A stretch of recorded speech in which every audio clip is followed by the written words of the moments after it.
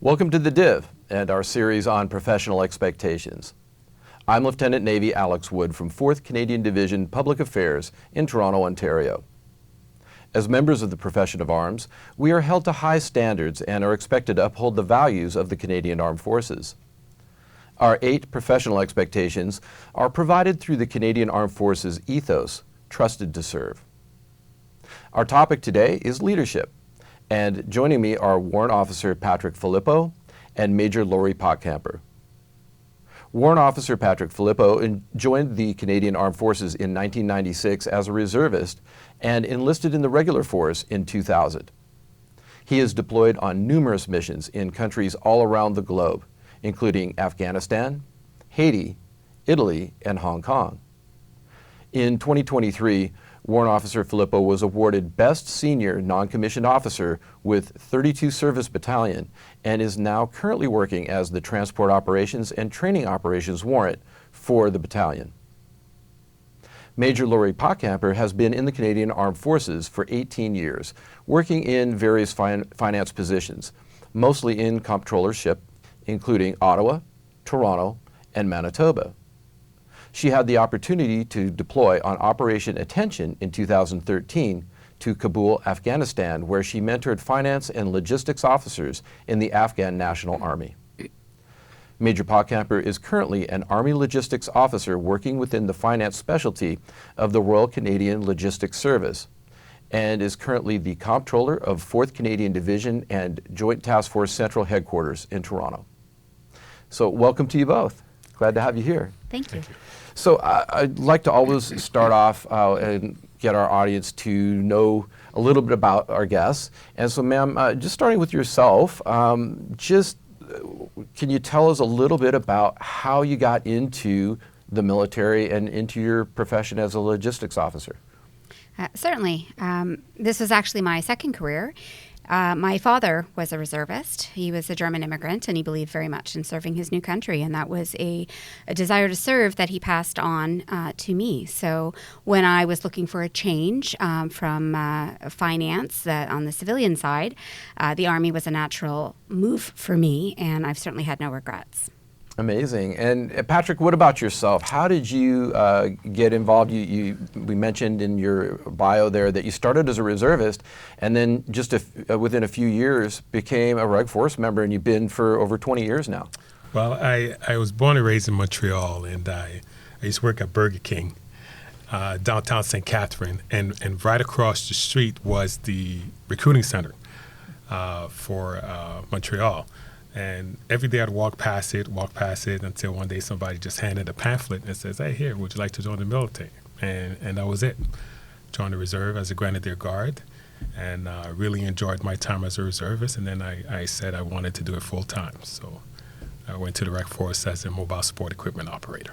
Amazing. And ma'am, just a little bit, so it's about your career path. So it sounds like the skills that you came in with from the civilian world, somewhat of a transferable skill set to what you do now? Yes, to some degree. I mean, financial advising is very, very different than the role of a comptroller within the government. But there's definitely there's definitely a lot of the mindset and the way I look at my job are similar, and just having a natural affinity for working with numbers has really helped. Amazing. And Patrick, why an MSc op? Was there something that particularly attracted you to the trade, or? Seeing those big trucks driving down the road was something that attracted me to the trade. So, we're here to talk a bit about leadership, and both of you obviously have some experience in the military, some life experience at this point. And so I want to kind of get into the subject. And ma'am, just starting with yourself, how do you define leadership for yourself? It's a big topic. And I would say for myself personally, leadership is something that I try to view in most aspects of my life.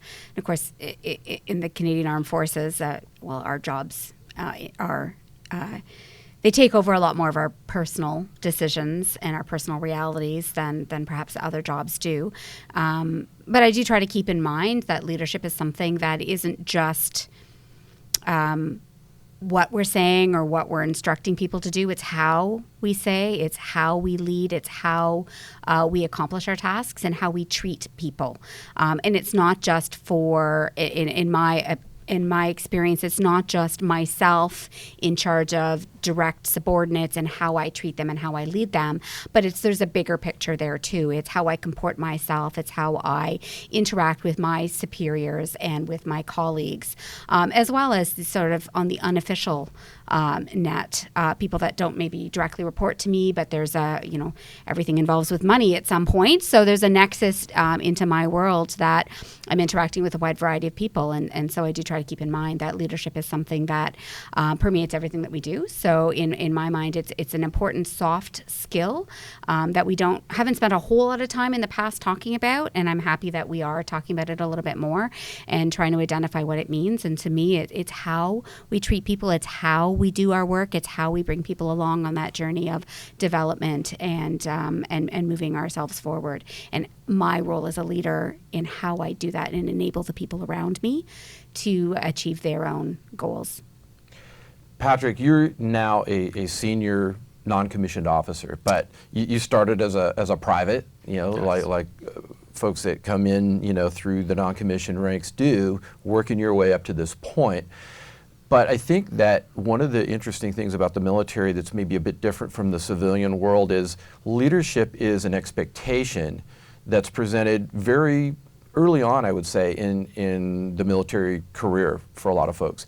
Can you talk to me a little bit about how the military introduces leadership, even in the junior ranks, and how that impacts people early on, and what they can take through their career from that early introduction? The military teaches you to rally men and women into achieving a common goal, common objective, mission success. At the same time, inspiring them with confidence, and the ability to perform their task. I find that the military teaches you that from the start of your career.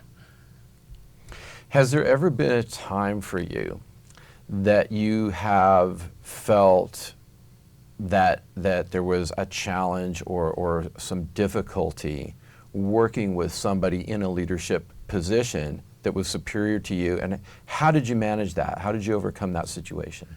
All the time. It happens all the time. And sometimes it doesn't mean that the person is not a great manager, but the person may not be a great leader. So, and that's why the military has a great mentorship program where you could go on and tap on and be that sponge and get as much information you can from people who are great leaders, and then come back and bring that back to your organization or to your section and try to create a positive atmosphere.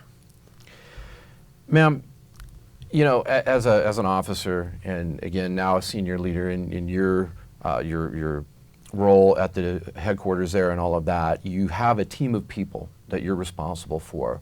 And so leadership takes on, I think, new dimensions. The higher up you go, the more responsibilities that you have. How do you continue to develop your leadership skills and make sure that you're in the best position to lead your team? That's a great question. It does actually tie into some of my own thoughts about leadership pervading everything that we do. So I do try to keep that in mind, that it is incumbent upon me as a leader, especially as I continue to move up and have larger teams and more senior roles, that it's one of my responsibilities to make sure that I do develop those skills and just be aware of the impact that my personal leadership style has on the team around me. To me, being aware of or being able to pivot and apply different styles to different people in order to bring that cohesive team. And you can have a very diverse team at this point.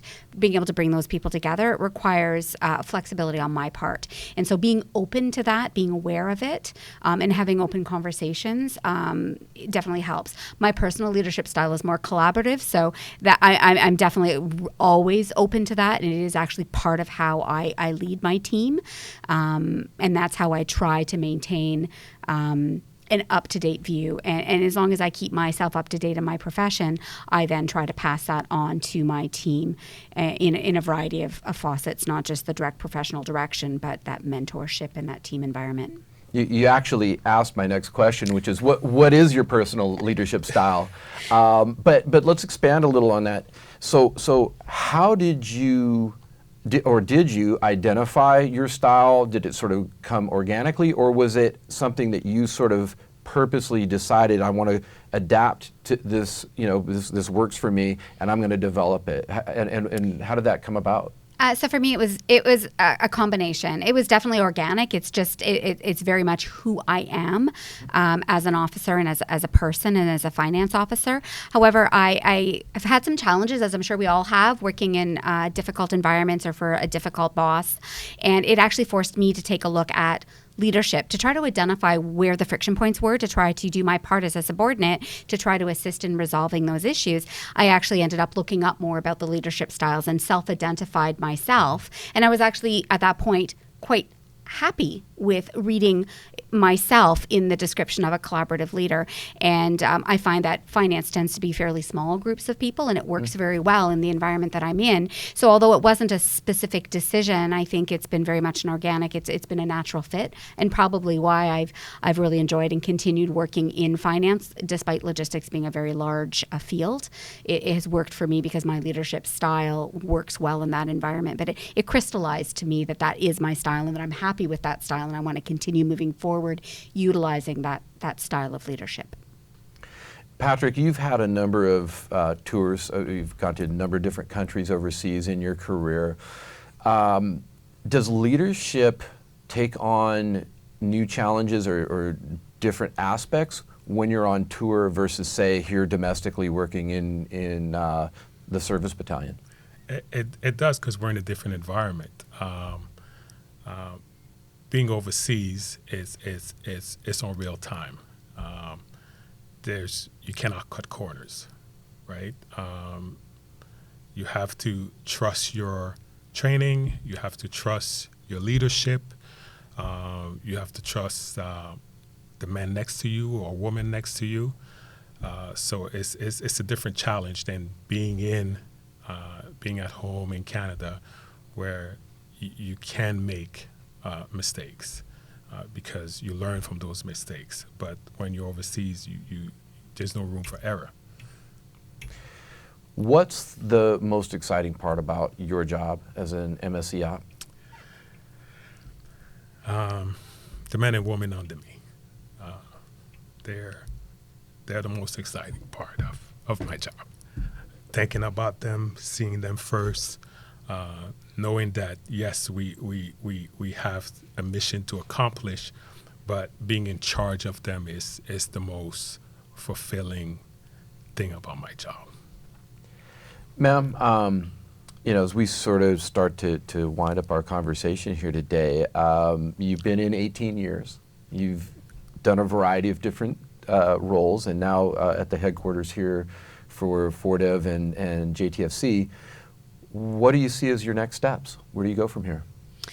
My next steps are, unlike the warrant, I have much more limited experience for deployments, which is fairly normal in the Fin specialty.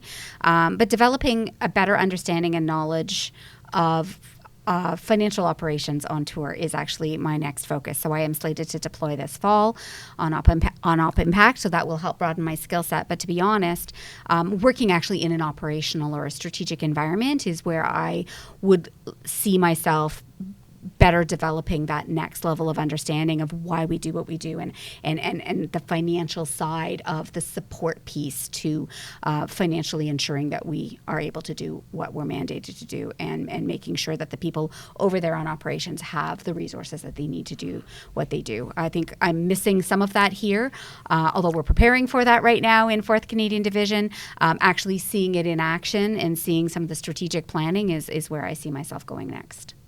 And so I guess this tour will actually kind of give you some practical experience in terms of what the outcome or what the effects of what you do more administratively, how that takes place? Yes, that keeps that connection between what's actually happening on the ground versus the planners. And that's always a risk when you go into corporate or strategic anything, is making sure that you don't lose sight of, several levels down, people that are actually operating with the results of your planning and execution decisions. So I'm really excited about being able to see firsthand what that means on the ground, and ideally translating that into, solid planning and procedures that provide a balance between the strategic environment and the operational environment.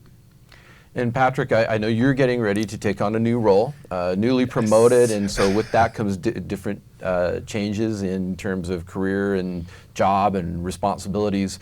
Tell me about your next posting and where you see your career going. I'm going to be the divisional fleet regional manager.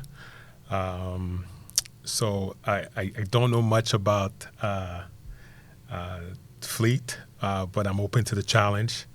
I've heard I have some great leaderships over there. The G4 is amazing.